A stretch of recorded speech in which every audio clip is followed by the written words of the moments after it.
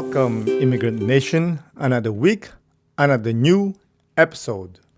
This is Aaron Del Yosa, and this is an Immigrant's Life podcast. And you know what's our handle on our social media? It's at an Immigrant's Life, driven by a passion for supporting small immigrant businesses. Highlights her adaptability and entrepreneurial spirit. Her approach emphasizes working smarter, not harder, and her story of overcoming generational trauma while learning from diverse perspectives is truly inspiring. Immigrant Nation, this episode is like a fine wine. The more you let it breathe, the better it gets. So, let's get to the point, shall we? Without further ado, let's get into the show. Isa, dalawa, tatlo. Today's guest is a business development consultant. While she's all about managing money, she also knows how to spend it by traveling. Everyone, please welcome Angela Lawrence. Thank you, Aaron. Thank you for coming on the podcast, Angela. I really do appreciate it. I do too. This will be fun. For sure. And obviously, special shout out to Joe for hooking us Yeah. up. He's Yes. awesome. Before He we is. move on and talk about the good stuff, why don't you tell the Immigrant Nation where they can reach you or if you want to promote anything? Yeah, sure. I have an Instagram account. It's Angela Lawrence Official. Or you can reach out to my website. It's angelalawrences.com. Lawrences is spelled Lawrences. And yeah, you can reach out to me there. Awesome. Lawrence, is that your your married last name or what? No, I'm not married. You're That's not my married? family name. That's your No. family name. Where are you originally from? Yes. So originally, I'm born in New Delhi, India, Mm. but I like to say I'm from Houston because I've been here most of my life. Mm. So you know how that goes, that question. Mhm. So yeah, I'm a Houstonian as far as I'm concerned. I was born in New Delhi, India, and I've been here most of my life. Mm. Did you move with the family or it was like a half-half situation? No, I moved with the family when I was a child, and it's interesting to me because, of course, I'm sure you can relate to it at some level when people ask you where you're from. They aren't necessarily satisfied with the answer if you say within the country. They want to know where are you like originally from. And so the thing is, once you tell them, then there are stereotypes that they'll start asking you and questioning. And I come from a multi-ethnic family, so I already don't fit into that role. And so it's more of like just don't fit in from the beginning. So I have part European ancestry and then part Indian. And sometimes it's funny because I know some people try to connect, others are curious.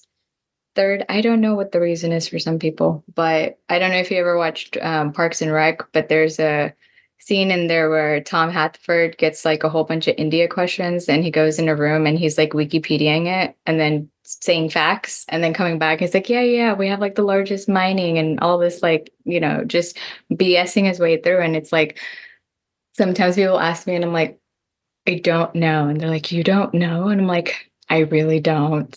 I have no idea, but you could try looking it up. So it's interesting which environment you get asked that question. Does that irritate you, the question? Depends on who's asking sometimes, honestly. Yeah. So if there's an intent of connecting, fine, I have no problem sharing it either way. I'm like I told you, I'm unique to begin with, so it's not like we'll connect on certain things or not. But if it's invasive, then I just don't appreciate it. Yeah, to judge you. Correct. Yeah, I understand. Especially with your last name, it's not Yeah. quote unquote Indian name, you know? Correct. And then I'll tell them like, you could do a little bit of learn about history and colonialism and all of those lovely things. And they're like, well, I'm not from Britain or India, so why would I know that? And I'm thinking, well, that's world history, so we have to be a little more mindful and maybe learn a little bit. So, Yeah, but to be honest, when I moved here, I didn't even know that Indians has like last names that English names, you know? But so when you guys moved to the US, was there a reason? What's the main reason? Is it economics or just it was just we were part of the minority just in our religion, like we were Christian, and my mom just kind of didn't want me and my brother to grow up in a place that's constantly asking you what your religion is, because over there, like you have to put it on a job application. I didn't know if you were aware of that. I learned that from her, and everything was on the basis of that. And there were just certain aspects that she was just looking at long term, and she was like, I don't want my kids to grow up in that, and just be ostracized because of it. And she is a teacher and a professor, and so she went ahead and got a contract here, and so she took that opportunity. So that's kind of she started her immigration journey here. So yeah. you guys went straight to Houston?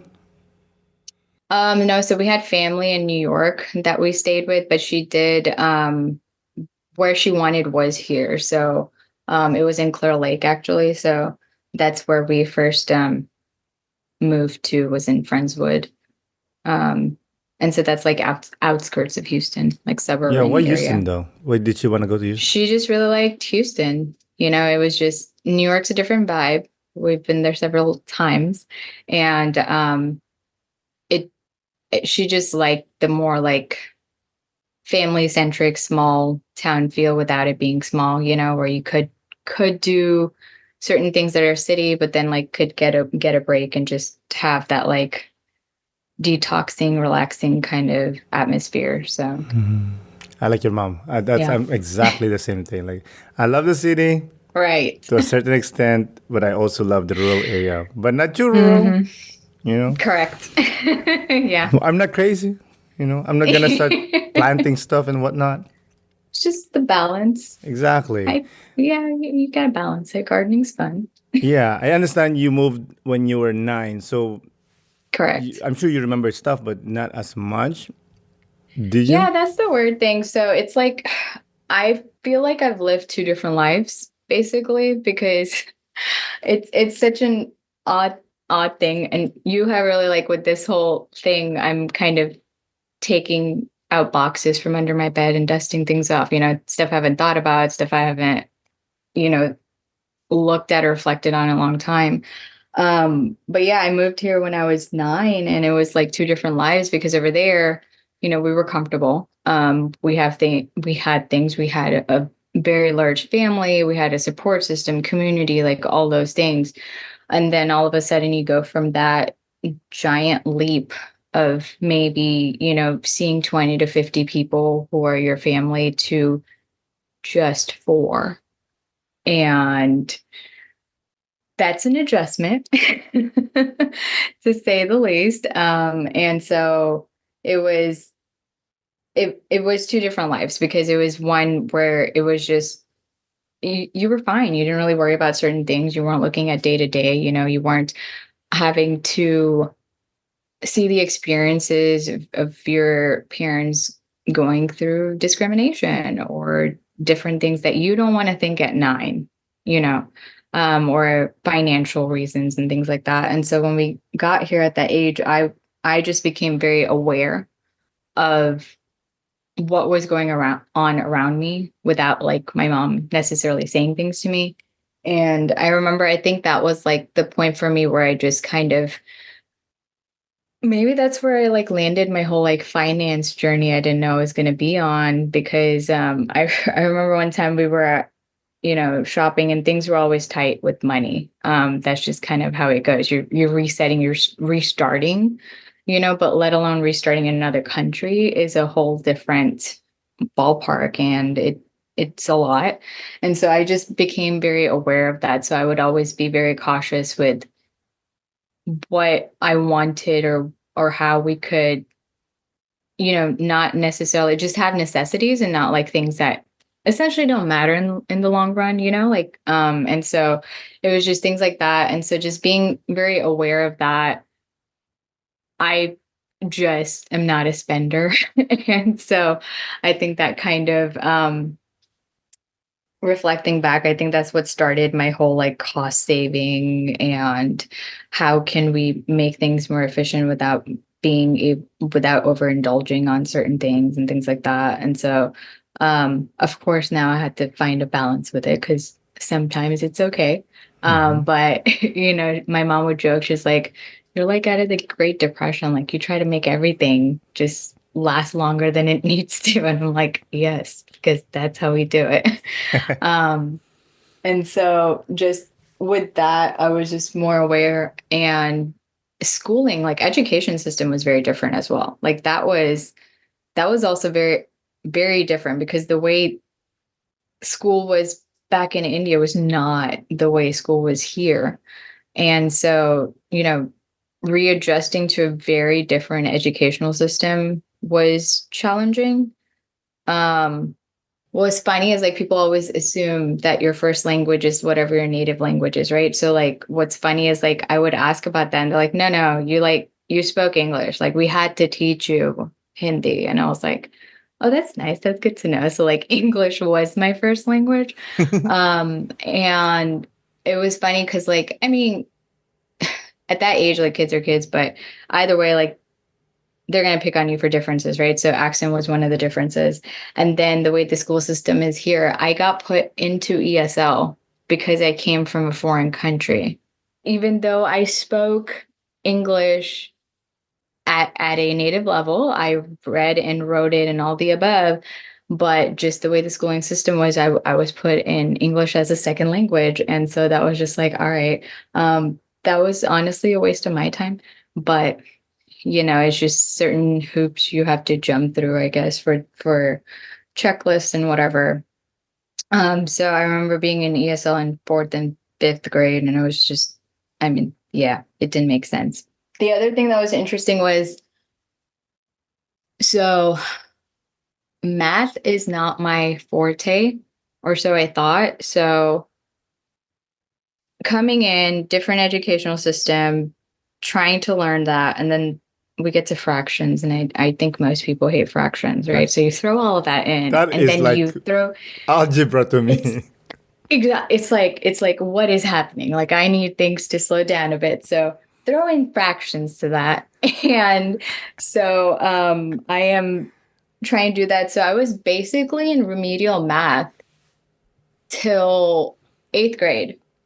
And I always thought it was me because it was just like, I just thought I wasn't good at math. And then we fast forward, and I actually started college at 13.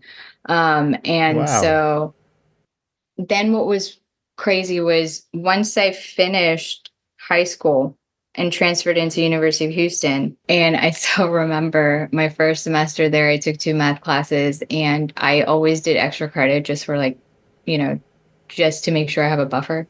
And so my first two math classes I took at University of Houston, I got a 105 and a 102. Hmm. So I go back to her after the semester and she's like, okay, like, what is this? You clearly like math. Like, your grades are higher than like the normal ones. I'm like, you don't understand. Like, this has been like my math journey. And she's like, no, I think you should pursue something in math. And I was like, no, I don't. Wow. I don't think What so. made you think that And you're not good so, in math? so the thing was, I feel like it was a lot going on when like, especially when I first came in, right? There was like culture shock, educational system, resetting life, personal life, like all those pieces. So it was just a lot of challenges. And I don't think necessarily there's a lot of support for people who are in that situation, right? Either at school or just for kids like coming abroad, right? They don't necessarily have that. And so it was more of like an environment thing. I feel like just me beating myself up on it, I just ended up believing I wasn't good at it until I got out of that environment. And then I went into a different one where there was support and there was like structure and everything. And like it enabled me to do more than I thought I could do. And so it just it's that saying, like you can't grow in a place that is kind of stifling. And then if you just literally remove yourself and put yourself in a different place, then you thrive. So it's just that sort of thing that happened with that. But And also, sorry for cutting out, but do you think it's also based in believe in yourself? Like, did you not believe in yourself? I think it has to be part of that, right? A lot of times we are our own problem, like we're standing in our own way. So I think it's part of that. Like I just believed because I was looking at numbers, I was looking at results. I have test anxiety, so that kind of factors into it. Um, and so it's just all those pieces just tie into this, like, well, this is kind of my weakness. Um, and after my experience at U of H, I was just like, we're going to challenge that. So I'll share that story later for that piece. But so it was that. And then what was, yeah, so that was kind of like, that's always been like my back and forth with that. And then if I fast track, um, I ended up getting my first job in finance, then moved into accounting. During COVID, I decided things weren't challenging enough. So I had started pursuing my CPA in 2019. So I finished everything. So after U of H, I was like, I want to get a 4.0. Like that was just kind of like my thing. I got stuck in my head. And so because at that time and visa and everything, like I couldn't still work. So I had to go from bachelor's back to community college. Wait, what visa? And so I didn't have my citizenship or green card yet, so I was on a student visa. Oh, So okay. because of When you that, guys yeah, moved so to the US, it wasn't like you guys didn't have the green card, or at no, least because like the it's not process. it's based on the relationship with the countries. So some of them have a quicker turnaround than others. Okay. Um, so yeah, so then I went back after graduating from U of H, went back to ACC. Um, because of that. And then during that time, I was trying to get another associate's. It took me less than a year because I already had the credits. So luckily during that time, I was able to get on the path for green card. And then after that, I think I took a break from school for a year. And then I was back. I was like, I want to do something. So then I was like, let's go for CPA. And did all the classes and everything and got a 4.0 with all the math classes I did. And so I was like, okay, so there we go. So that was kind of like proving to myself that I could do it. Mm-hmm. And then after that, I went and sat for the first test, but I just, there are some things you just know that that's like not you. So I didn't wait for it. I was just like, I don't see myself doing this. It's like, it's cool. It's fun. I've challenged it. I've overcome that challenge. Like, I know where I'm at with it. And so then I think a month later was when I decided to pursue my MBA instead. Um, but yeah, math has been interesting. It is. You mentioned quickly that you took a year off at off school. What was the Yeah. reason, and what did you do? So basically, so I'll rewind on that. So after I got done with my early college high school, at that point, that was the longest school I stayed at. That was 4 years. Because throughout my entire schooling, I had been to 11 schools at that point. Why? So why? 11 schools a lot. Two is okay. Three is a lot. More than that is crazy. So it was just moving and zoning and districts and all those kind of things. Okay. And I just moved a lot. And so I was like, I was okay, like talking to different people, like meeting new people all the time, and just kind of like that outgoing extrovert person because of that. Yeah, so silly, you know. You were Yeah. saying that um, you were moving so much. Do you think that added to your feeling of not fitting in any way? Maybe. I don't know. I feel like that's a strength to be able to just be somewhere and talk to people, interact with them, and be able to form connections. I don't think that has anything to do with not being able to fit in for me. Um, that was more of like, I like that piece of it. I think like maybe staying in a place too long is just kind of like not my vibe. Um, so no, that one wasn't that bad. And then what was fun? So international loans and college rates and tuition was one challenge. But then once I graduated, I was like, all right, I graduated. Now I can do something. Because during that time, I had gotten my entrepreneurship certification from U of H. I wanted to start my own business. And then found out that you have to partner with someone who's a citizen, a US citizen, and they own 51%, and then you do the 49. You're the And so I was slave. like, I'm not doing that. Luckily, they have changed those laws recently, so good on them for that. So a lot of stuff has changed since I've been through this. Um, and so I was like, okay, well, then I guess we go the traditional route. And so I was like, I mean, you just graduated, you want to do things, you're ready to take on the world. And then I find out about this wonderful thing that we have, which is called age out. So once you turn 21, you age out of the system. And it doesn't matter how old you were when you came in the country, you have to reset your entire immigration journey, like your visa and everything. You get kicked off because now you're a legal adult. And so it resets basically. And so that's what I was telling you. So then you change your visa because you're no longer a dependent visa. You have to get your own visa. So then I was I mean, we were scrambling to figure out something or the other because, I mean, bottom line was deportation at that point, right? So it's just kind of like, okay, did all of this, went through all of this, come to find this out. No one again tells you or warns you about any of that. So then that's when I went to HCC, talked to this wonderful person who was like, no, I have seen this a lot. Let's see what we can do. So he was one of the people who helped me get into the program. And then I was on a student visa while I was there and decided to get an associate's in human resources. I was in school for that. And so finally, as things progressed with my visa, then finally got it settled. And so then I got like the permission to work.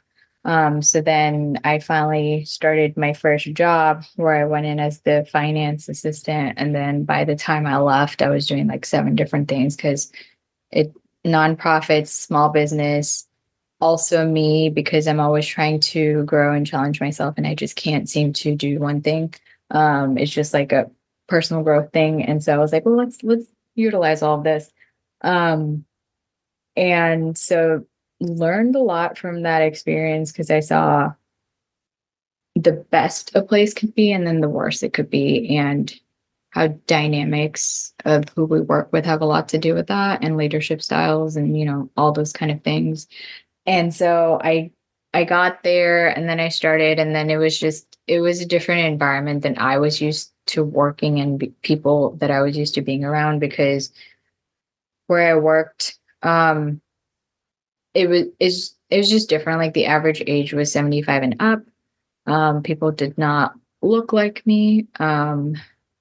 They would walk in and just be surprised that I was working there. And they're like, I've lived like 3, 4 times longer than you have. And I was like, okay, thank you for that information. And so it was just different. And then I come into this environment where everyone's like closer to my age. Cause like, keep in mind, like I started college at 13, right? So I've always been around older people. And it was kind of like the same thing, but they were closer to my age than what it was at work.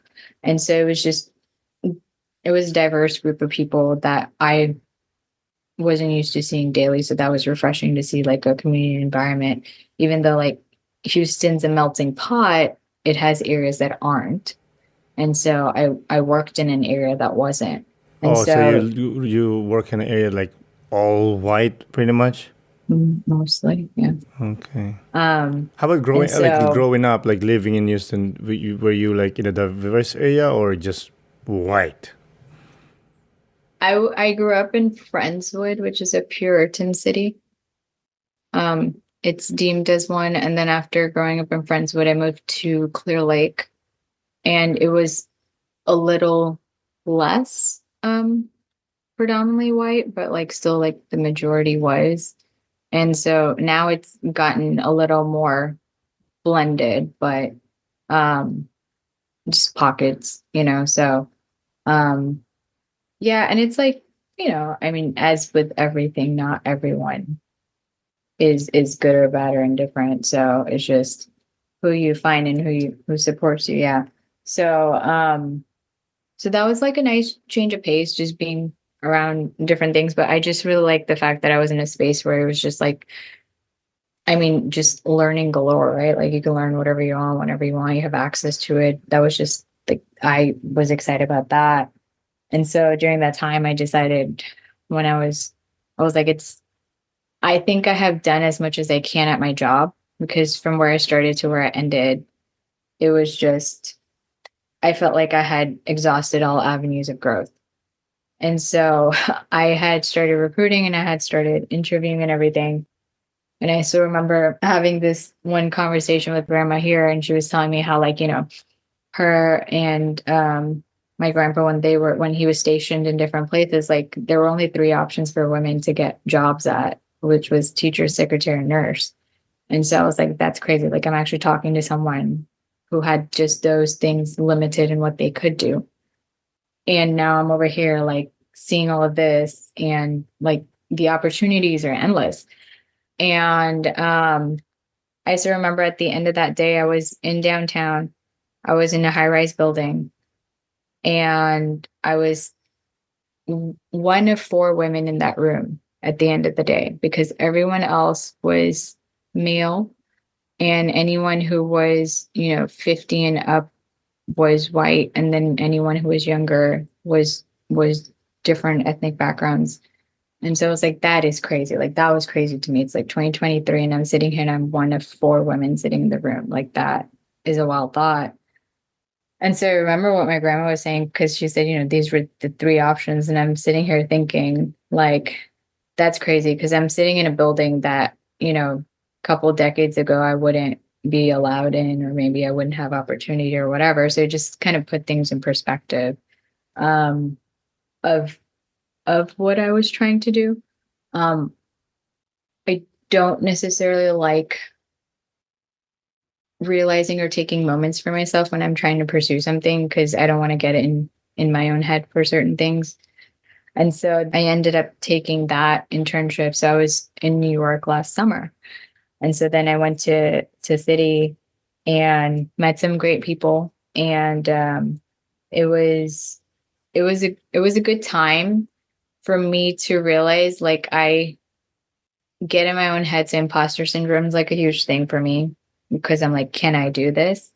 And like fighting through that and going there. And then it was funny because I was in my own head so much. I'm like, I don't know what that means and what we're doing, whatever. And then I get there and it's like, I was literally working at like around 5 to 8 projects at the same time and trying to manage those things. And my CFO really liked me, and he would ask for feedback and everything. So it was just, I, I was in a place basically that everything I had believed in or thought, this was like the validation piece. Like, you can do this, you're able to do this, you're actually beyond what you think you've been doing. And so that was nice.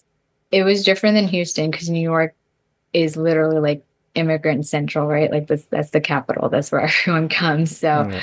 you meet so many different from so many different places all the time. So everyone just has a story there, which is nice to share and relate to. And it wasn't the where are you from? Like I never got asked that there, Hmm. which I thought was interesting. And so I was just like, huh, that's very interesting. Like no one was just like, where are you from? Like they just did not ask. Hmm. And it was just more of like it came up in an organic way of like Mm. we just shared our stories. And so I feel like that for me is more of a comfortable way of speaking about my origin and story than just like coming out directly to someone you don't know Mhm. and you will maybe never talk to again and ask that question. Um, After that, I did get the offer, but I just have this like entrepreneurial bug in me, and I Mhm. wanted to do stuff in sustainability. And so that's down here and not there. And so it was just one of those realizations I had. And so I was just like, okay, let's try things of where we are and what we're doing here and see where it goes. So then I came back, and so then I just kind of was like, all right, let's go the entrepreneurial route and do consulting, and then look at business options and opportunities. And so on the other hand, I'm just consulting with small businesses because part of the thing with small businesses is the majority of them are immigrant owners, right? They come in here, they start their own business, so it's like very familiar with that area. And both like personal and professionally, so I was like, okay, that kind of fits. And so it's just working through those pieces to see what I can do and how I can help, and just help them with pieces. But part of what I discovered is a lot of them are like family based, right? And so it's just they're running the show, and so there's this lack of trust from others who are outside coming in to help because they rather just keep it within the family. So it's just kind of going through that. And Yeah. Do you prefer working with the small business, or do you prefer like you wish you want to go with like a bigger business? so I've worked in all of them. I worked small, medium, and corporate. And honestly, fundamentally and foundationally, it's the same thing. It's just a different level of support that you have, right? Yeah. Different level of resources that are available to The you. infrastructure. Um, right. And so with that, corporate has all of it. And then small and medium sized businesses don't, but they have opportunities. They have places they can go, investors and things like that. So it just really Oh. um, doing those pieces. So it's just now I've like learned all of those pieces and then just leveraging what I learned to help optimize that. So. Mm. Do you like it more when you're working with small businesses that were started by immigrants? I think there's a story there, and like resilience is part of it, right? I Yeah. mean, that's a lot. And I was reading up because one of the guest speakers in one of my classes that I took at Rice, they came in and they they were both immigrants, and they're like they were a married couple and they both had their own businesses. So Mhm. um he goes, I don't know about y'all, but if you've ever met people who've had any startups or want to run their own business, there's some sort of trauma they're trying to work out. And so I started laughing because he goes, no, I'm being serious. And so we were just like, and I'm like, there's always a grain of truth in all of that. So then I actually looked it up, and it is actually true. Like we're trying to sort something or the other What do you in mean? that piece. It's like it you should look it up. You can go into a rabbit hole with that. It's Well, you it's can tell just me now. you're working out some sort of trauma. I don't know if the trauma is that you're an immigrant and you Mm. had to struggle and do all of that. I don't know. There could be different elements. There could be generational trauma that works its way into it, or that you haven't broken, yeah, that you haven't broken out of. Um, there could be cultural, which is not talked about as much. Um, and so, it could be those elements to it. Yeah, I see what you're saying. Like because humans we tend to go to the things that we're comfortable. So if you're comfortable Mhm. with pressure and struggle, Struggle. that's what you Yeah. where you're gonna go because Yeah. that's what your mind is connected to and you're Right. Because it's comfortable with. comfortable. Yeah, Right. like a simple example. when I'm working with my dad, like around around this house, I'll be like, let's use the wheelbarrow, to Right. put all the bricks on the thing, and then we'll move it over there. And he'll be Yeah. like, no, no, no, we'll carry it one by one like men. I'm like, there's a Right. wheelbarrow. Yeah. It's It's the easier, work. Yeah. you know. It's the opposite. It's the work harder, not smarter. And Exactly. we're the generation off of that. We're like, no, do the opposite. Like work smarter, not harder. Like you Yeah. can still use the resources you have. And that's part of like the trauma cycle, right? Because like you said, your brain's used to it, you're comfortable with that. So it wants to go in that cycle over and over again until you break it and you're like, yeah, I'm not doing that anymore. Yeah, that's Like I dumb. understand it. And it's like, no, thank you. And so for me, like I like being able to have autonomy on my time and what I want to do with it. It just gives me that level of freedom.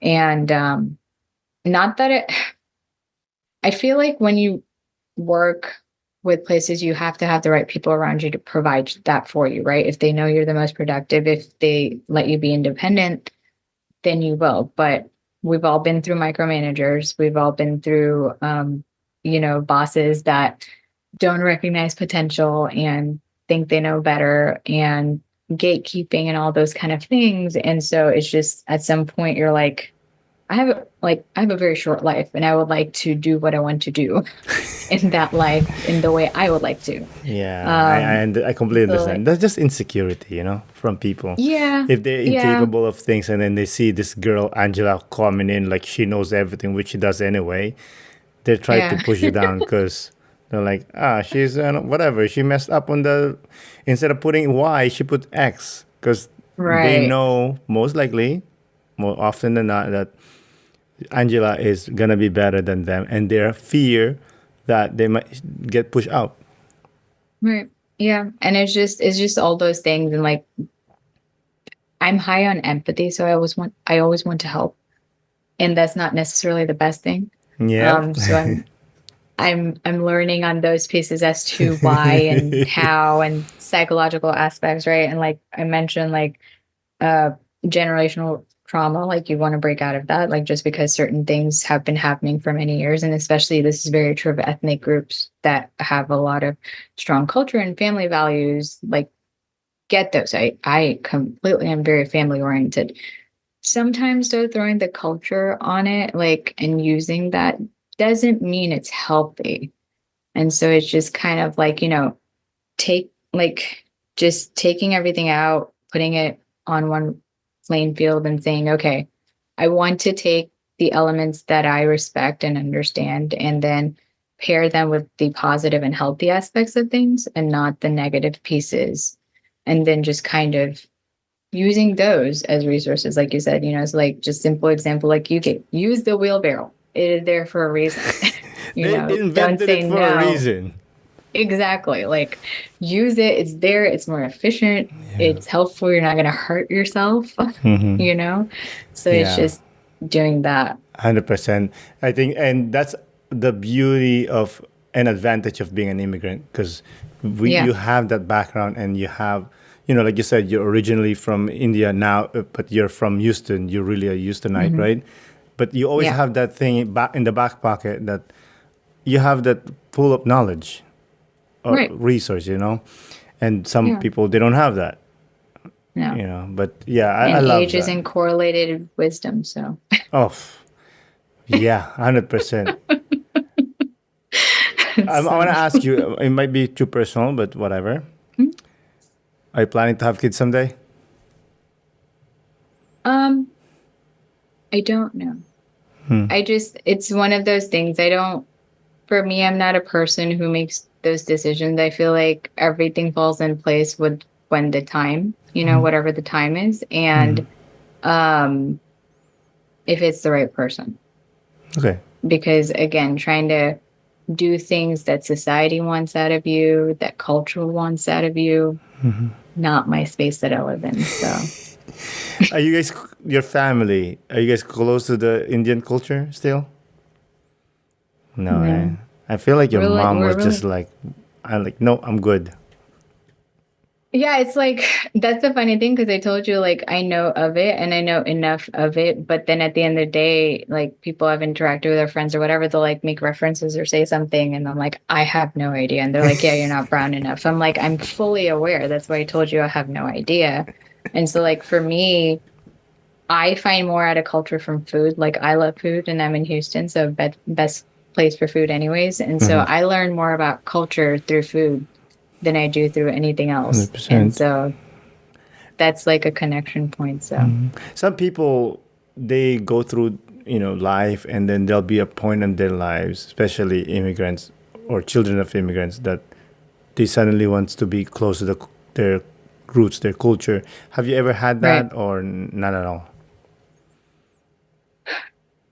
I don't I mean I appreciate my culture and my roots. If I didn't, I wouldn't include it when people ask me where I'm from or what I identify as. Yeah, yeah. Um, but I think just because of the blended aspect of it, I'm not I'm not going to go like completely and be someone I'm not.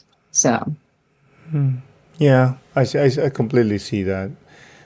And growing up, were you attracted more to friends that are multicultural, or do you prefer where you're comfortable, which is like most likely Caucasians? actually that's the part of like Houston being a melting pot, right? So it was just like a lot of people that are either biracial, multi-ethnic groups, and that's more prevalent now than it's ever been. And so just I've always had like mixed group of friends. I haven't really like gravitated towards one or the other, but if they are of a certain ethnic group, they didn't grow up that way. Like they were born there and then they lived somewhere for like 6, 7 years and they moved like Joe. So it's like it's that kind of those are the people that I have been around, and that's a strength, right? Like you learn so Yes. much more. You are able to experience a lot more in a very unique lens, and Yeah. then just utilize that towards everything that you do. 100%. That's one thing. When I moved here, I was so excited about it. It's like meeting different culture. I was like Yeah. literally like, I am not gonna be friends with Filipinos. I'm gonna be friends with like different people. Like I was so intentional about it. I had some Yeah. Filipino friends, but I was like, I wanna eat different food. I wanna meet different people. I wanna learn their perspective and all that stuff. Because I felt like there's an opportunity. It You is. know, and I And don't I'm kind wanna. of glad you said that because a lot of times people, and it's natural as human behavior, we tend to be around people we're like and we're similar to. But you learn more from people you are not similar to, that you don't think the same way, that are very different from you. And as a person who's just very curious sometimes to a fault, that's just something that I like. Like I like the differences because at the end of the day, I mean, if I can guess it, if I can say it, that's not a learning opportunity, but I can learn a lot more from someone who's not like me, right? Yeah. Who isn't interested in the same things as me. And just you, it's an equal exchange. Yes, So 100%. Yeah. And also, like you said before, you alluded earlier that, like, if you're planted in one pot, you're never going to grow, like, as your full potential because you're only right, getting the same minerals all the time. I was having a right. conversation with a friend the other day about it that, like, I'm so grateful that I moved because Mhm. if I did not move, I will be still stuck with the same old friends and I Yeah, would probably not evolve as I am now. And I'm really grateful yeah, for it. yeah. Are you planning to stay in Houston, or someday you're planning to move away someday? Probably move. I mean, I like traveling, so maybe if I get something that's a traveling job, that'd be nice. And just if not, then I'll still go travel. Like that's not gonna impede my traveling plans. But it's after New York, I learned an important lesson of looking up cost of living before choosing a role in which state. So that was an important lesson. Very, very Which costly lesson. yeah. So I was like, lesson learned. At least it was for 10 weeks, so it wasn't too bad. Um, and so it was, yeah. So now I like look at where the job is and I'm like, how much does it cost to live there? Like, what's the cost of living? Tell That's me what so that is. funny. Cause I had already known that when I was going to New York. I did an analysis, of course. And so Of housing course. was so housing was like over 500% higher than Houston. 500%.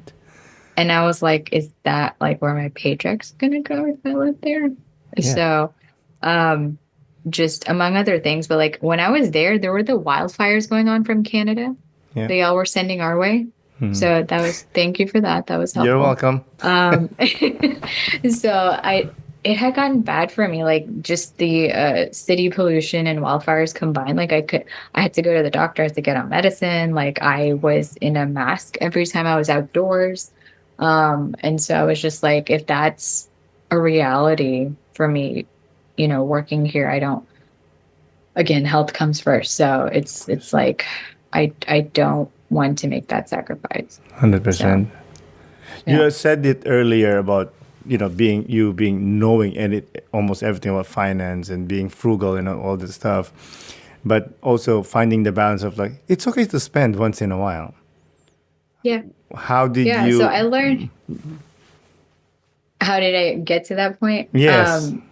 So as I told you, where I work, it was 75 and older, right? So I saw many examples of people who never traveled, always saved, did whatever they needed to, and then either they weren't able to do what they would have liked to, or health was an issue, right? Like I can't go and travel and do certain things because now my health is in the way. And so I actually learned a lot about end of life.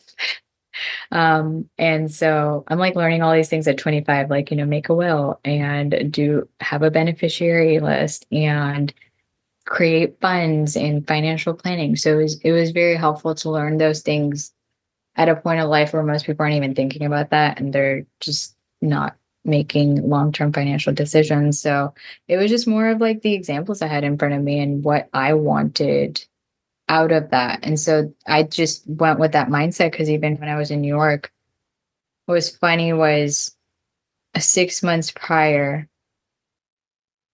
it it was holiday season and everything, and after, so 6 months prior, I had 9 cents in my bank account.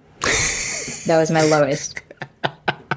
Fast forward 6 months, I have more money in my bank account than I have ever seen. And I was like, okay, Wow. well, this isn't gonna last long. So make the correct decisions and save and see what you want to do. And so luckily I had that foresight to be able to do that. So that way, even if I didn't have steady income coming in, I wasn't in a bad spot.